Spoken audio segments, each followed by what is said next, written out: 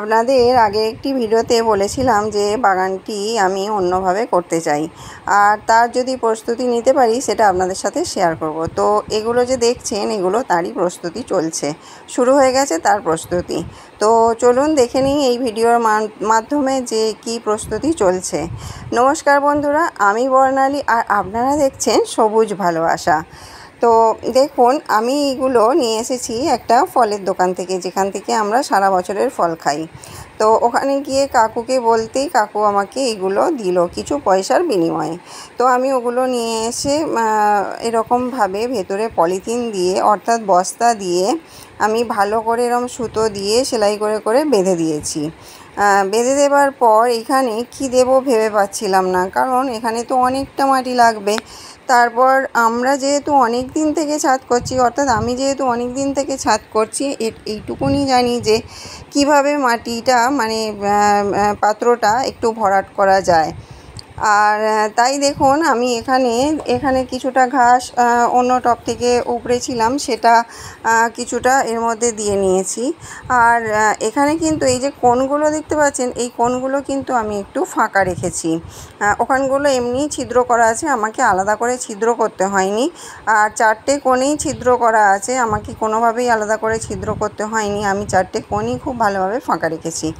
এরপর এই যে সমস্ত টবে যে গাছপালাগুলো হয়ে রয়েছে, অর্থাৎ আগাছাগুলো হয়ে রয়েছে, এই যে দেখুন ড্রাগন গাছের গোড়ায় কত আগাছা হয়ে রয়েছে, একটা ড্রাগন গাছের গোড়ায় কিছু আগাছা হয়ে রয়েছে। এরকম বেশ কিছু টব থেকে আমি আগাছাগুলো তুলে নেব। আর এখানে দেখুন যে পান গাছটা আমি কিছুদিন আগে বসিয়েছিলাম, সেই পান গাছটার অবস্থা খুবই খারাপ, মানে কিছুই নেই, এই একটুখানি পাতা সামান্য দেখতে পাওয়া যাচ্ছে। এটা থেকে হয়তো আর হবে না, যাই হোক আমি আবার ব্যবস্থা করে কোথা থেকেও নিয়ে এসে নিশ্চয়ই আবার বসাবো। আমার পান খেতে খুব ভালো লাগে, আমি পান খাই বাড়িতে, অনেক দিন ছাড়া খাই। আমার পানের সব রকম সরঞ্জাম থাকে আমার কাছে। তো যাই হোক, এইটা দেখুন পয়েনসেটিয়া গাছটা আপনাদের সঙ্গে শেয়ার করেছিলাম একবার যে একটু খারাপ হতে চলেছে, আর এখন দেখুন অনেকটাই খারাপ হয়ে গেছে। আর চলুন এখন এই আগাছাগুলো আমি একটু তুলে নিই। আর তুলে নেবার পর এইখানে দেখুন আমি এখানে কিন্তু লাঠি দিয়ে বেশ ড্রাগন গাছটাকে বেঁধে দিয়েছি, আর বেশ ওপরের দিকে উঠছে। যতক্ষণ না রং কমপ্লিট হবে ততক্ষণ কিন্তু আমি এগুলোর কোনো রকম ব্যবস্থা করতে পারবো না। আর এখান থেকে সব আগাছাগুলো তুলে নেবার পর দেখুন কত আমার এখানে আগাছা হয়েছে। আর এখান থেকেও আমি এইগুলো ঘাস ফাঁসগুলো একটু ভালো করে পরিষ্কার করে তুলে নেব। আর ছাদের এদিকে ওদিকে কিছু পাতা পড়ে আছে, সেগুলোও আমি একটু পরিষ্কার করে তুলে নেব। আর দেখুন এই যে আকন্দ ফুলের পাতাগুলো এখানে পড়ে আছে, ওগুলোও তুলে নিয়েছি, আর ওই আগাছাগুলোও তুলে নিয়ে এসেছি। আর এখানে দেখুন নিয়েছি কিছু কলা পাতা আর শুকনো কলা পাতা। এগুলো ওই যে আপনাদের একদিন বলেছিলাম যে আমার বাড়ির পিছন দিকে একটা বাগান আছে, ওখানে কিছু ফলের গাছ আছে, কোনো সময় ওখানটা শেয়ার করব। তো ওখানেই রয়েছে কিছু কলা গাছ, তো ওখান থেকেই এই পাতাগুলো সংগ্রহ করে আনিয়েছি।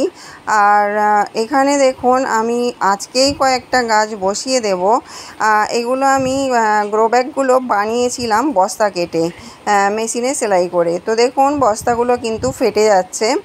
আর এখানে লঙ্কা গাছগুলো অনেক দিনকারই লঙ্কা গাছ, কিন্তু প্রচুর ফুল এসেছে, তাই জন্য উপড়ে ফেলে দিতে মনটা চাইলো না। তাই ভাবলাম প্রথমে এই লঙ্কা গাছগুলোই ওই একটা ক্যারেটে ভর্তি করি। আসলে আমি তো সবগুলো একসঙ্গে করতে পারবো না, আমি ওই একটা একটা করে আর একটু একটু করেই ছাদ বাগানটাকে নতুনভাবে সাজাবো। আর তারই প্রস্তুতি নিচ্ছি। আপনাদের আগেও বলেছিলাম যে ছাদ বাগানটাকে অন্যরকমভাবে একটু করার ইচ্ছা আছে, তো তারই প্রস্তুতি চলছে। আর এখানে দেখুন আমার একটু মাটি তৈরি করা ছিল, আর আমি তার সঙ্গে আর একটু বালি মিশিয়ে নিয়েছিলাম। নিয়ে এখানে দেখুন আমি মাটিটা ঢেলে নিয়েছি। এই মাটিটাই ওই আগাছাগুলোর ওপরে দিয়ে আর তারপর লঙ্কা গাছগুলো বসাবো। আর যেহেতু লঙ্কা গাছগুলো অনেক বড় বড় গ্রো ব্যাগেই রয়েছে, সেহেতু ওখানে মাটিও অনেকটাই রয়েছে। তো দেখুন আমাকে কিন্তু বেশি মাটি ব্যবহার করতে হয়নি। এখানে দেখুন আমি 2টো লঙ্কা গাছ বসিয়ে দিয়েছি। যেহেতু এগুলো পুরানো লঙ্কা গাছ, আমি কিন্তু এখানে 4খানা লঙ্কা গাছ 4টে কোণে বসাবো। আর দেখুন গ্রো ব্যাগগুলো কিন্তু অনেকটাই বড় বড়, আর এর মধ্যে অনেকটাই মাটি রয়েছে। তো এখানে দেখুন আমি 4টে কোণে 4টে লঙ্কা গাছ বসিয়ে দিয়েছি। আর লঙ্কা গাছের গ্রো ব্যাগের মধ্যে হয়েছিল একটা তরমুজ গাছ, সেটাও কিন্তু এর পাশে রয়েছে। আমি কিন্তু ওটাকে তুলে ফেলে দিইনি, সেটা কোনো সময় দেখাবো, এই ভিডিওতে দেখাতে পারলাম না, মিস হয়ে গেছে। আর দেখুন লঙ্কা গাছগুলোয় কত ফুল এসেছে এবং লঙ্কাও ধরা শুরু হয়ে গেছে। তো এইটাই আমার প্রস্তুতি। আর এখানে দেখুন আমি 4টে ক্যারেট কিনে এনেছিলাম। তো আমি এগুলো বহন করে নিয়ে আসিনি, এগুলো গাড়ি করেই নিয়ে আসা হয়েছে, অর্থাৎ টোটোতে করে নিয়ে আসা হয়েছে।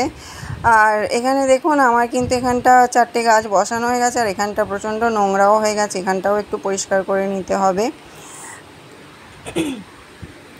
আর এখানটা দেখুন এই যে মাটিগুলো যেটা এক্সট্রা রয়ে গেল, ওগুলো আমি আবার ওই বস্তায় ভরে আবার রেখে দেবো। আবার যখন পরের ক্যারেটটা ভর্তি করব, আমি এইভাবেই ভর্তি করব। হয়তো আগাছা একটু কমই থাকবে তখন, কারণ কিছুদিন থেকেই বাগান একটু একটু করে পরিষ্কার করছি, একটু একটু করে আগাছাও তুলে নিচ্ছি। আর এই বৃষ্টির দিনে অনেক পাতা ফাতা পড়ছে, সেগুলো তো ঝাঁট দিয়ে ধুয়ে দেওয়া হচ্ছে। আর এই যে দেখুন আমাদের মন্দিরটা দেখলেন কত সুন্দর রং হয়ে গেছে। শুধু বৃষ্টির জন্য রংটা কমপ্লিট হচ্ছে না, যার ফলে আমিও ছাদ বাগানটাকে ঠিকভাবে রক্ষণাবেক্ষণ করতে পারছি না। আর এখানটা দেখুন পদ্ম গাছগুলো দিয়ে দেওয়ার জন্য এখানটা কতটা ফাঁকা হয়ে গেছে, কিন্তু ওইখানেই আমি এই ক্যারেটটা এখন রাখলাম। এখান থেকেই ক্যারেটগুলো এখন রাখবো, কিন্তু ভবিষ্যতে আমি যখন রং কমপ্লিট হয়ে যাবে আমি কিন্তু তখন ছাদ বাগানটা অন্যভাবে করব। আপনারা এখন যেভাবে দেখছেন এইভাবে কিন্তু আমি ছাদ বাগানটা রাখবো না। দেখা যাক তখন কিভাবে কি করতে পারি, অনেক রকমই তো চিন্তাভাবনা করছি। আর আমি বেশিরভাগ গাছই কিন্তু ক্যারেটেই করে ফেলবো, এটাই হলো আমার নতুন পরিকল্পনা। আপনাদের সঙ্গে যেটা বলেছিলাম যে আমি অন্যভাবে ছাদ বাগানটা করতে চাইছি, তো ওই অন্যভাবে মানে আমি ওই ক্যারেটেই বেশিরভাগ গাছ এবার থেকে করব, এটাই ইচ্ছা আছে। আর এখানটা দেখুন কথা বলতে বলতে এখানটা ভালোভাবেই আমি পরিষ্কার করে নিয়েছি, মাটিটাও বস্তায় ভরে দিয়েছি, আর দিয়ে ঝাঁটফাট দিয়ে যেখানে পরিষ্কার করবার ছিল করা হয়ে গেছে। আর এ দেখুন কতটা মাটি, বেশি মাটি কিন্তু লাগলো না, দেখুন অনেকটাই মাটি কিন্তু বস্তায় রয়ে গেছে, অল্পই মাটি লাগলো, কারণ গ্রো ব্যাগগুলোয় অনেকটা করেই মাটি ছিল। আর এখানে দেখুন এই ক্যারেটগুলো রয়েছে, এগুলোতে আবার পরে আবার কিছু গাছ বসাবো। আমার অনেকগুলো জবা গাছও রেডি হয়ে গেছে, সেগুলোও বসাবো। আর একটু চলুন দেখিয়ে দিই বাগানটা, এই দেখুন কেমন লাগছে, বর্ষার বাগান সবুজে সবুজ হয়ে রয়েছে, বেশ সুন্দর লাগছে। আর এখানে লেবু গাছটা দেখুন বেশ সুন্দর হয়েছে, প্রচুর কচি কচি পাতা ছেড়েছে, হয়তো খুব তাড়াতাড়ি লেবু ধরে যাবে। দেখুন কত সুন্দর লাগছে। আর বৃষ্টি থামলেই একটু একটু করে ছাদ বাগান যেখানটা দেখছি একটু বেশি নোংরা হচ্ছে সেখানটা একটু ভালো করে পরিষ্কার করে দিতে হচ্ছে। বর্ষার সময় ছাদ বাগানের কাজটা মনে হয় একটু বেশিই থাকে, ছাদ পরিষ্কার করার কাজটা বেশি থাকে, জল দিতে হয় না ঠিক কথাই, কিন্তু ছাদ পরিষ্কার করার কাজটা বেশি করতে হয়। আর এখানে দেখুন আমার কয়েন প্ল্যান্টটা কত সুন্দর হয়ে গেছে। আর আমিও চলে এসেছি ভিডিওর একদম শেষ পর্যায়ে। এতক্ষণ যারা ধৈর্য সহকারে ভিডিওটি দেখলেন তাদের অসংখ্য ধন্যবাদ। আর যদি আপনাদের ভিডিওটি ভালো লাগে তাহলে লাইক করবেন, কমেন্ট করবেন, শেয়ার করবেন, আর যদি বেশি ভালো লাগে তাহলে সাবস্ক্রাইব করে পাশে থাকবেন। টাটা।